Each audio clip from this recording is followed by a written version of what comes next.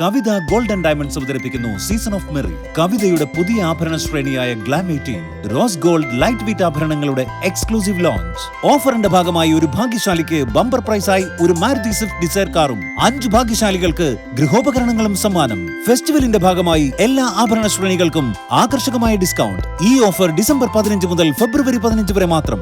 Kavitha gold and diamonds. Ottapalam നഗരസഭാ പരിധിയിലെ ഭക്ഷണശാലകളിൽ ആരോഗ്യ വിഭാഗം പരിശോധന തുടങ്ങി. ഗുണമേന്മ ഉറപ്പാക്കുക, പ്ലാസ്റ്റിക് ഉപയോഗം തടയുക എന്നതാണ് ലക്ഷ്യം.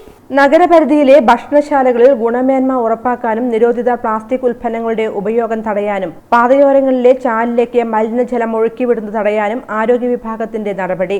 ഈസ്റ്റ് ഒറ്റപ്പാലം മേഖലയിൽ നടത്തിയ പരിശോധനയിൽ 3 ഭക്ഷണശാലകൾക്ക് പിഴ ചുമത്തി. സുരക്ഷിതമല്ലാത്ത നിലയിൽ ഭക്ഷ്യവസ്തുക്കൾ പിടിച്ചെടുത്തതിനാണ് 2 ഭക്ഷണശാലകൾക്ക് പിഴ ചുമത്തിയത്.